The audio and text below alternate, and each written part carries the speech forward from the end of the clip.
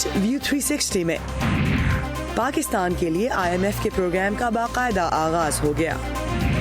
America के यौम आज़ादी पर वाशिंगटन में टैंकों और तोपों की आमद। नाक़दीन कहते हैं सदर ट्रंप आज़ादी का नहीं अपनी सदारत का जश्न मना रहे हैं। पाकिस्तान के साबिक़ कबायली इलाकों में पहले सूबाई इंतखाबात के लिए मैदान में उतरने वाली वाहिद खातून से मुलाकात।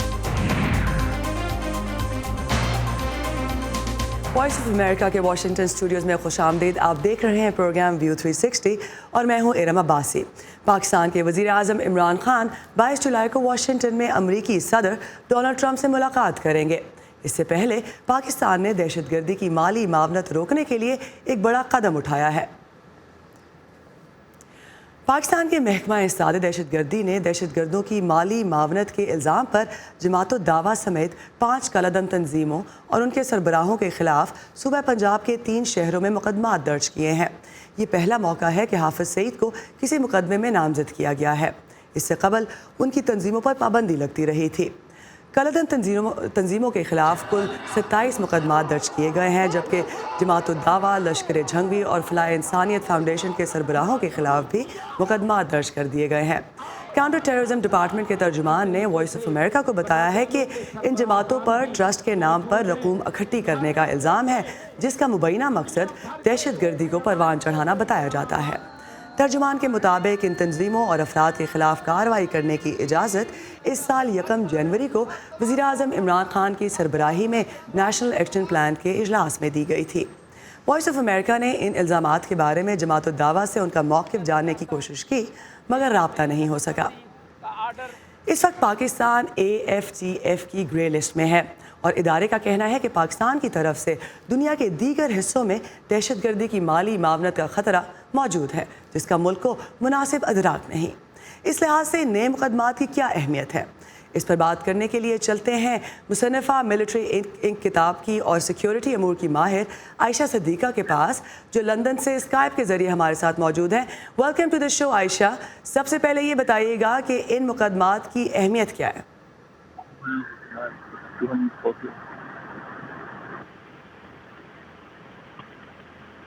जी, हम आयशा से बात करने की कोशिश कर रहे हैं और हम ये जानना चाहते हैं, आयशा आपको मेरी आवाज़ आ रही है? जी, आपकी आवाज़ बिल्कुल आ रही है मुझको। मैं ये कह रही हूँ जी कि ये जो मुकदमे हैं ये इसलिए ज़रूरी हैं कि ये दिखाना चाह रहे हैं IMF को, हुकूमत अमेरिका का भी दौरा है इमरान खान साहब का, कि जी इक़दामात उठाए जा रहे हैं। लेकिन समझ नहीं आ रही, क्योंकि ये जो इनके अकाउंट्स हैं वो तो कब के पुराने सीज़ हुए हैं और उनमें कोई पैसे भी नहीं हैं। तो फिर ये कौन से मुकदमात हैं? ये नहीं कि ये इत्तला इनको हुकूमत को नहीं थी कि ये पैसे कैसे इकट्ठे किए जा रहे हैं। तो ये एक कॉन्फिडेंस बिल्डिंग मेजर लग रहा है, उससे ज़्यादा ये कहाँ तक जाएगा ये मालूम नहीं। अच्छा, ये बताएं कि माजी में हाफिज सईद के हक़ में इस बुनियाद पर फैसला आए कि उनके खिलाफ शवाहिद जो है वो जमा ना हो सके, इस मरतबा क्या मुख्तलिफ हो सकता है, जबकि आप खुद कह रही हैं कि अकाउंट्स तो पहले से सीज़ हैं? देखिए, देखते हैं ना कि हुकूमत जो है क्या शवाहिद पेश करती है। मुकदमे हैं, ज़ाहिर है मुकदमे अदालत में जाएंगे और हमने पहले देखा है कि अदालत इनको बरी कर देती है, लेकिन बरी करती है क्योंकि हुकूमती इदारे जो हैं, पुलिस जो है, फ़ौज जो है, वो इनके ख़िलाफ़, इन ग्रुप और इनके लीडरों के ख़िलाफ़ जो है वो एविडेंस जो है शवाहिद पेश नहीं करती। अब देखते हैं, मुकदमे तो दर्ज हुए, ये तो पहली FIR है, फर्स्ट इंफॉर्मेशन रिपोर्ट है, पुलिस की एक रिपोर्ट है जो कि दर्ज हुई है। अब आगे देखते हैं कि कितने शवाहिद पेश करते हैं, क्या होता है। अच्छा, आपने ख़ुद भी जिक्र किया इमरान खान की सदर ट्रंप से मुलाकात का, तो आपने कॉन्फिडेंस बिल्डिंग की बात की। डू यू थिंक कि ये जो स्टेप्स लिए जा रहे हैं इनसे अमेरिका में जो है पाकिस्तान को लेकर बिहेवियर बदलेगा या ट्रस्ट बिल्ड होगा? देखें, अभी ये तो पुराने वाले पत्ते खेले जा रहे हैं कि भाई जब ज़रूरत है पैसों की तो फ़ौरन किसी को पकड़ धकड़ करो, लेकिन ये तो अब एक लंबा है और मेरे ख़्याल में जो इंटरनेशनल कम्युनिटी है उसको लंबा कॉन्फिडेंस में लेने की पाकिस्तान को ज़रूरत पड़ेगी कि ये जो जिहादी हैं और ये जो जिहाद की सारी मशीनरी है इसको ख़त्म किया जाएगा। तो तब एक कॉन्फिडेंस आएगा। मेरे ख्याल में एक दौरे से اور ان چند گرفتاریوں سے کچھ زیادہ فرق نہیں پڑے گا. Thank you. عائشہ صدیقہ مصنفہ ہیں ملٹری انک کی، اور ہم بات کر رہے تھے کہ جو تازہ اقدامات پاکستان نے لیے ہیں ان کا پاک بھارت یا امریکہ کے تعلقات پر کیا اثر پڑے گا. Thank you for being with us. I M F کی ایگزیکٹو بورڈ نے پاکستان کے لیے 3 سالہ پروگرام منظور کر دیا ہے جس کے تحت پاکستان کو مجموعی طور پر $6 ارب دیے جائیں گے. پہلا $1 ارب پاکستان کے لیے جاری کر دیا گیا ہے. پاکستان کے مشیر خزانہ حفیظ شیخ نے کہا ہے کہ اس منصوبے کا حصہ بن کر پاکستان نے دنیا کو یہ پیغام دیا ہے کہ اس کی حکومت اپنے اخراجات کو قابو کرنے اور امیر طبقے سے ٹیکس لینے میں ذمہ دارانہ رویہ دکھائے گی. آئی ایم ایف کے ترجمان نے ٹویٹر پر پیغام میں کہا ہے کہ اس قرض کا مقصد پاکستان کے معاشی منصوبے کو مدد دینا ہے جس کا مقصد ملکی معیشت میں مستقل اضافہ اور عوام کا معیار زندگی بہتر بنانا ہے. اس قرض پر شرح سود تقریباً 3% ہوگی. آئی ایم ایف سے ملنے والے یہ $6 ارب پاکستان کو اگلے 10 سالوں میں واپس کرنا ہوں گے. اس وقت اسد اللہ خالد ہمارے ساتھ موجود ہیں. اسد، یہ بتائیے کہ اس قرض سے شرائط کیا جڑی ہیں؟ کافی ٹف شرائط ہیں رم، خاص طور پہ ٹرمز اینڈ کنڈیشنز کی جب بھی بات ہوتی ہے، اور یہ پہلی دفعہ نہیں ہے. آئی ایم ایف کے پروگرام میں جب بھی کوئی بھی ملک جاتا ہے تو وہ اس کے حوالے سے کچھ ٹرمز اینڈ کنڈیشنز رکھی جاتی ہیں. پاکستان کے لیے فلیکسیبل ایکسچینج ریٹ جو کہ کہا گیا ہے کہ پاکستان جو بھی پالیسی ریٹ ڈیفائن ہو رہا ہے، چاہے سینٹرل بینک مانیٹری پالیسی کے حوالے سے ڈیفائن کر رہا ہو جو کہ بزنسز کے لیے ضروری ہوتا ہے، اور دوسری سائڈ پہ اگر ہم ایکسچینج ریٹ دیکھتے ہیں جس میں روپی ڈالر پیرٹی ہے، جو ڈالر کی جو پرائس ڈیسائیڈ ہو رہی ہوتی ہے وہ اسٹیٹ بینک اس میں منور نہیں کرے گا. اس کو کسی بھی طرح سے گورنمنٹ کا کوئی رول نہیں ہوگا، اس کو مارکیٹ ڈیفائن کرے گی. اسی وجہ سے ہم نے دیکھا کہ روپی کے اگینسٹ ڈالر جو ہے وہ بہت اوپری پرائس تک بھی گیا، 165 تک، 160 تک بھی ہم ابھی بھی ٹریڈ ہوتا دیکھ رہے ہیں. تو ٹارگٹ تو سیٹ کر دیا آئی ایم ایف نے. اب یہ بتائیے کہ یہ پاکستان اس رقم کو کس طرح استعمال کرے گا، کیونکہ آئی ایم ایف نے تو بتا دیا کہ یہ ٹارگٹس ہیں ان کو اچیو. سب سے پہلے تو آئی ایم ایف کے پیسے دیں گے آپ، اس کے علاوہ جن لوگوں کے باقی آپ نے پیسے لیے ہیں وہ دیں گے. 2900 ارب تو اس دفعہ بھی اگر ہم دیکھیں 2900 ارب روپے کا بجٹ میں صرف انٹرسٹ کی مد میں رکھا گیا تھا، جو فنڈ جو ہم نے واپس کرنا ہے. تو اس میں اگر اوور آل جو کیلکولیشنز دیکھی جاتی ہیں تو اس میں $6 ارب میں سے $1 ارب ابھی پاکستان کو ٹرانسفر کیا جائے گا. 2.5 سے 3 ارب پاکستان ایکسپیکٹ کر رہا تھا. تو اگر $1 ارب گیا ہے تو وہ تو شاید واپس آئی ایم ایف کے پاس یا باقی جو ایکسٹرنل سورسز ہیں جن کے پیسے پاکستان نے دینے ہیں اسی مد میں ایڈجسٹ ہو جائے گا. اس کے علاوہ اس کو کچھ اسٹرکچرل ریفارمز کے لیے کہاں تک استعمال کیا جا سکتا ہے، بجٹ میں اس کی کوشن تو ضرور ہیں، اس کے لیے ونڈو رکھی گئی ہے، لیکن کس طرح سے استعمال ہوگا that's yet to see. Implementation کے حوالے سے کویسچن مارکس اپنی جگہ موجود ہیں اس پہ. ابھی تک پاکستان نے کیا کیا ہے وہ شرائط پوری کرنے کے لیے جو آئی ایم ایف نے رکھی ہیں؟ پاکستان نے بہت کچھ کیا ہے، اور اس سے پہلے 2008 والا جو پروگرام تھا اس میں بھی اور 2013 میں بھی کسی بھی پروگرام میں آئی ایم ایف کے پروگرام میں جانے سے پہلے آپ کچھ پریور کنڈیشنز ہوتی ہیں جو پوری کرتے ہیں. پاکستان نے اس دفعہ بھی کی، جس میں سب سے پہلے تو ہم نے ڈالر کی پرائس بہت زیادہ اوپر جاتے ہوئے دیکھی، بجلی کی پرائسز بڑھی، اس کے بعد آپ کے ٹیکسز ہم نے دیکھے. جو 2 دفعہ درمیان میں منی بجٹ جس کو ہم کہتے ہیں، لاسٹ ایئر سپٹمبر میں 27 سپٹمبر کو ایگزیکٹلی پاکستان نے اپروچ کیا تھا اور ٹیم کو انوائٹ کیا تھا ان کی. اس کے بعد اکتوبر میں یہ نیگوسیشن شروع ہوئی.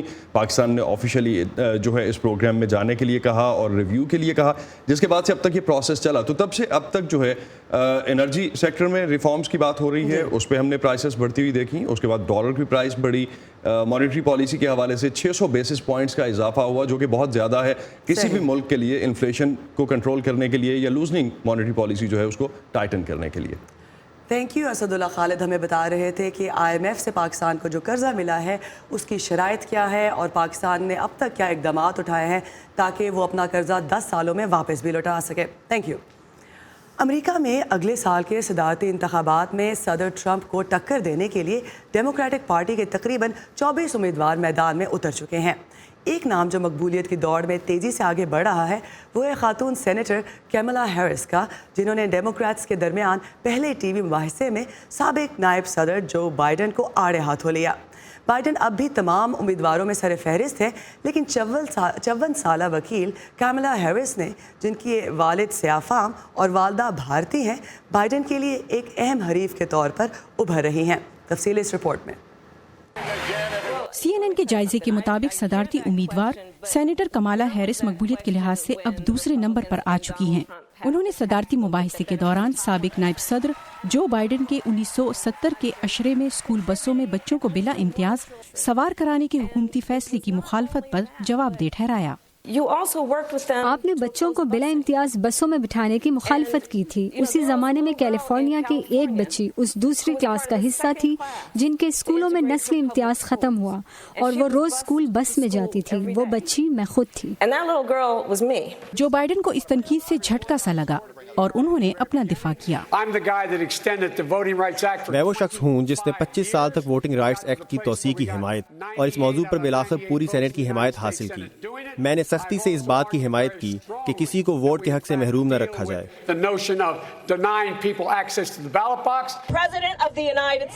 کمالا ہیرس اب ڈیموکریٹک پارٹی کے چوٹی کے صدارتی امیدواروں میں شامل ہو گئی ہیں جن میں جو بائیڈن، برنی سینڈرز اور الزبتھ وارن شامل ہیں.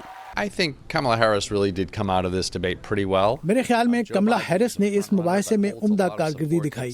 جو بائیڈن سب سے آگے ہیں، ان کے لیے بہت حمایت موجود ہے لیکن شاید کمزور ہے. سیاہ فام کمیونٹی جو بائیڈن کے ساتھ ہے. کملا ہیرس نے اس کی طرف بڑھنے کی کوشش کی اور یہ برادری ڈیموکریٹ پارٹی کی ووٹر بیس کا 25% حصہ ہے.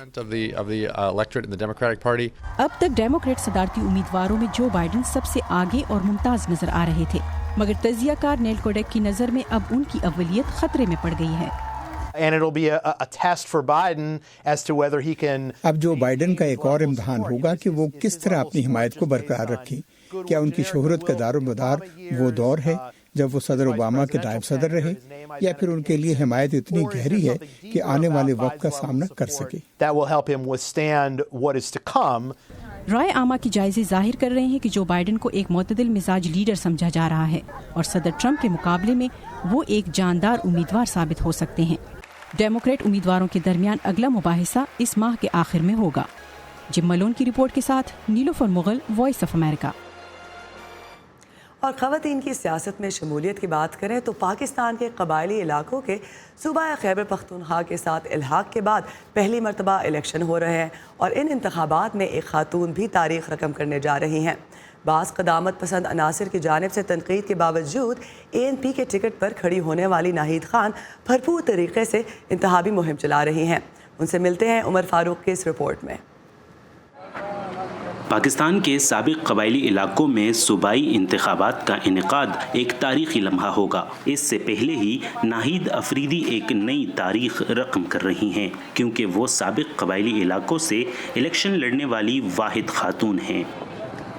یہ باتیں سیاسی باتیں جو تھیں وہ صرف حجرے میں ہوتی تھیں. مرد کرتے تھے، مرد فیصلہ کرتے کہ ہاں فلاں کینڈیڈیٹ کو سپورٹ کرنا ہے اور اس کے بعد عورتیں اس کو ووٹ دیتی تھیں. لیکن یہ تبدیلی ہم لے کر آئے. ہم گھر گھر جاتے ہیں، عورتوں کے پاس جاتے ہیں، ان سے سیاسی باتیں کرتے ہیں، ان سے ووٹ مانگتے ہیں، ان کو انگیج کرتے ہیں. ناہید افریدی عوامی نیشنل پارٹی کے ٹکٹ پر انتخابات لڑ رہی ہیں. اس کے لیے وہ گلی، محلوں اور مارکیٹوں میں جا کر ووٹروں کو اپنے انتخابی منشور کے بارے میں بتا رہی ہیں، لیکن ہر جگہ انہیں خوش آمدید نہیں کہا جا رہا.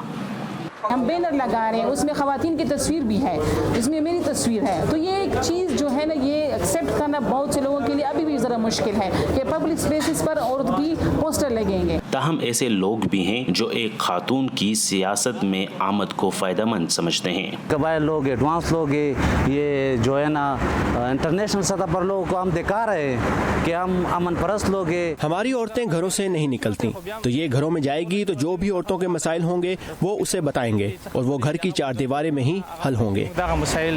عوامی نیشنل پارٹی کے مرکزی جنرل سیکرٹری کا کہنا ہے کہ قبائلی اضلاع کی ایک عورت کو ٹکٹ دے کر انہوں نے خواتین کے اعتماد کو بڑھایا ہے. الیکشن میں ناہید افریدی کو ٹکٹ دے کے یہ باور کرانے کی کوشش کی ہے کہ مردوں کی طرح خواتین بھی اپنے یعنی وہ برابر حصہ بھی رکھتی ہے اور جنرل الیکشن بھی لڑ سکتی ہے. ناہید کہتی ہے کہ ان کے لیے ہار جیت سے زیادہ اہم ہے لوگوں کی سوچ بدلنا. آج جو لوگ مجھے برا بھلا کہہ رہے ہیں، ہماری پارٹی کو برا بھلا کہہ رہے ہیں، 5 سال بعد مجھے پتہ ہے یہی لوگ اپنے بہنوں اور بیٹیوں کو بھی لے کر آئیں گے سیاست میں. یہ سیاسی تبدیلی اب کوئی نہیں روک سکتا اور یہ ہو کے رہے گا اور ہم لوگ آگے جائیں گے. Umar Farooq, voice of America, Jamrud. Pakistan کے بارے میں اہم خبروں کے لیے آئیے ہماری ویب سائٹ urduvoa.com پر، اور اگر آپ کو ویب سائٹ تک رسائی میں مشکل ہو رہی ہے تو آئیے facebook.com/VOA اردو کے پیج پر، جہاں آپ کو ہماری تمام کانٹینٹ بآسانی ملے گی. کہتے ہیں کہ خبریں تو بھائی لوکل ہوتی ہیں، لیکن جب ہمارے اور دنیا بھر کے مسائل ایک سے لگنے لگے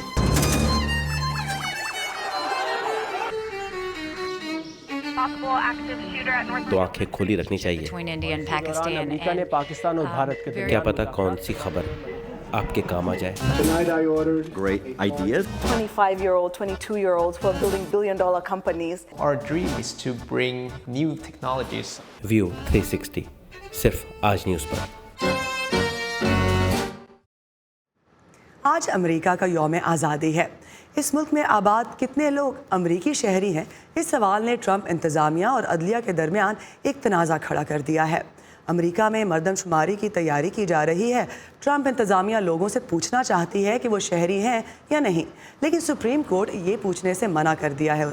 ٹرمپ انتظامیہ کا موقف ہے کہ اس سوال کے ذریعے وہ اقلیتوں کی تعداد کا درست اندازہ لگا کر ان کے وسائل مختص کرنا چاہتی ہے، مگر سپریم کورٹ نے اس توجہ کو تسلیم نہیں کیا. مخالفین کا کہنا ہے کہ یہ سوال غیر قانونی تارکین وطن کو ٹارگٹ کرنے کی کوشش ہے، جس سے وہ ڈر کر مردم شماری میں حصہ ہی نہیں لیں گے. سپریم کورٹ کے فیصلے کے باوجود صدر ٹرمپ نے کہا ہے کہ ان کی انتظامیہ یہ سوال ضرور پوچھے گی، جس کے بعد اب عدلیہ اور ٹرمپ انتظامیہ کے درمیان ایک نئی محاذ آرائی شروع ہوتی نظر آ رہی ہے. امریکہ میں آج صدر ٹرمپ یوم آزادی بھی مختلف طریقے سے منا رہے ہیں. اس مرتبہ دارالحکومت واشنگٹن کی سڑکوں پر سلیوٹ ٹو امریکہ کے نام سے ایک بڑی فوجی پریڈ ہوگی، جس میں ٹینک اور توپیں استعمال ہوں گی. پاکستان میں 23 مارچ کو فوجی پریڈ کی روایت ہے، مگر امریکہ میں یوم آزادی پر اس پیمانے پر طاقت کا مظاہرہ نہیں کیا جاتا. کئی حلقوں کی جانب سے صدر پر تنقید بھی کی جا رہی ہے. مزید جاننے کے لیے چلتے ہیں ثاقب الاسلام کے پاس، جو پریڈ کے روٹ پر موجود ہے. ثاقب، سلیوٹ ٹو امریکہ کے نام سے فوجی پریڈ کروانے کا فیصلہ صدر نے کیوں لیا؟ بالکل ارم، امریکہ کا 243واں یوم آزادی ذرا مختلف ہوگا، کیونکہ صدر ٹرمپ نے جب فرانس کا دورہ کیا تھا صدر بنتے ہی، تو وہاں پر جو پریڈ انہوں نے دیکھی تھی بیسٹی ڈے، جو کہ 14 جولائی کو ہوتا ہے فرانس میں، وہاں سے وہ متاثر ہوئے. انہوں نے کہا کہ وہ پریڈ کرنا چاہیں گے اس قسم کے ایک امریکہ میں بھی، لیکن اس وقت پینٹاگون نے اور دفاعی اداروں نے اس سے منع کر دیا، اور پھر صدر ٹرمپ نے اب یہ یوم آزادی کا دن چنا اس طرح کی پریڈ کی جائے. تو آج 243 یوم آزادی پر جہاں اس وقت ہم کھڑے ہوئے نیشنل مال پر، میرے پیچھے آپ دیکھ سکتے ہیں لنکن میموریل، جہاں پر اس وقت کوئی شخص نہیں ہے کیونکہ علاقے کو بند کر دیا گیا، اور تھوڑی دیر میں یہاں پر لاکھوں لوگ ہوں گے. اور اس یوم آزادی پر یہاں صرف ملی نغموں اور فلوٹ اور باربیکیو کے ساتھ ساتھ جنگی طیاروں کی گھنگرج اور سڑکوں پر ٹینک بھی دکھائی دیں گے. یہ مختلف کر رہے ہیں صدر ٹرمپ سیلیوٹ ٹو امریکہ کے اس نامی اس پریڈ میں. ثاقب، یہ بتائیے کہ جو ان پہ لوگ تنقید کر رہے ہیں وہ کیا کہہ رہے ہیں؟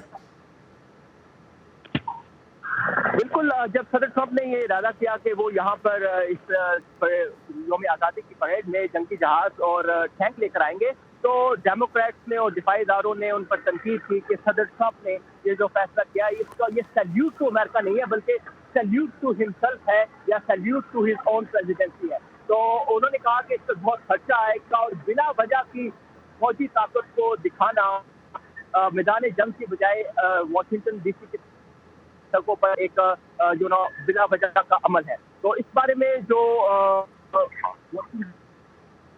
کانگریس وومن ہے ایلینا ہومس نورٹن، ان کا کیا کہنا تھا، آئیے دیکھتے ہیں. ہم پورے دن پر مبنی ایک سیاسی میلہ دیکھیں گے جو صدر ٹرمپ کے ارد گرد گھومے گا، اور اس پر پیسہ امریکی ٹیکس دہندگان کا لگے گا. یہ پہلا موقع ہے کہ کسی صدر نے 4 جولائی کی پریڈ کی قیادت اپنے مقاصد کے لیے کی ہے. واشنگٹن ڈی سی، میری لینڈ اور ورجینیا کے رہائشیوں کو یوم آزادی کا یہ استعمال ممکن ہے پسند نہ آئے. یہ تھے ثاقب الاسلام ہمارے ساتھ. Thank you so much Saqib for being with اس.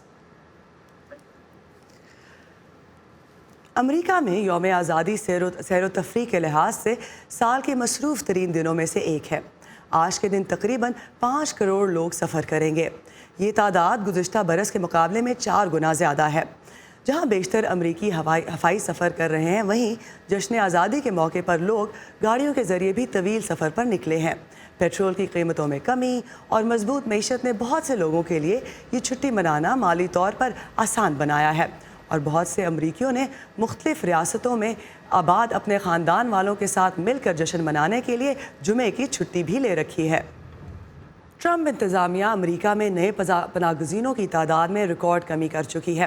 اس سال اب تک امریکہ میں 18,000 کے قریب پناہ گزینوں کو آباد کیا گیا ہے اور حد 30,000 پر مقرر کی گئی ہے۔ عام امریکیوں کو پناہ گزینوں کے مسائل سے آگاہ کرنے کے لیے واشنگٹن میں ون جرنی یا ایک سفر کے نام سے ایک مہم جاری ہے۔ حال ہی میں ون جرنی نے پناہ گزین بچوں اور عام امریکیوں کو فٹ بال کے میدان میں جمع کیا تاکہ وہ خود کو ایک ٹیم کے طور پر دیکھ سکے، جس کا گول بھی صرف ایک ہے اور وہ یہ کہ مل جل کر رہنا ہے۔ گزشتہ ہفتے ایک مقامی ہائی اسکول کے گراؤنڈ میں بچوں اور بڑوں کو فٹ بال کھیلنے کا موقع ملا۔ ان میں عبد الواحدی بھی شامل تھا، جس کا خاندان 2 برس پہلے افغانستان سے فرار ہو کر یہاں پہنچا ہے۔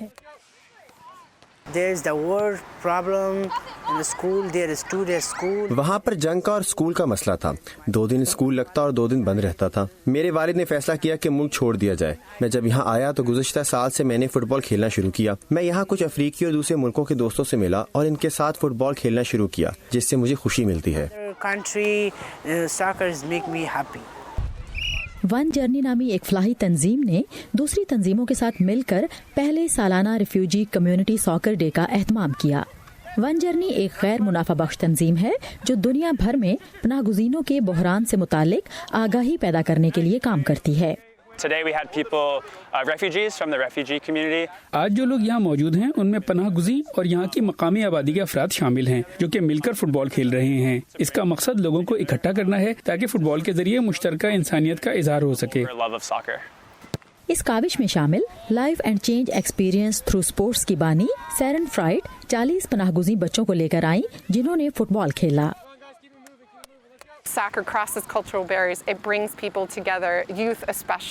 فٹ بال ثقافتی حدود سے بالا ہے، یہ لوگوں کو اکٹھا کرتا ہے، خاص کر نوجوانوں کو۔ بچے مختلف ثقافتوں سے تعلق رکھتے ہیں، لیکن جب فٹ بال ان کے سامنے آتا ہے تو پھر یہ ایک مشترکہ زبان کی شکل اختیار کر لیتا ہے۔ وہ سب ایک زبان تو نہیں بولتے لیکن ساتھ کھیل تو سکتے ہیں۔ آج کا دن اس کی بہترین مثال ہے۔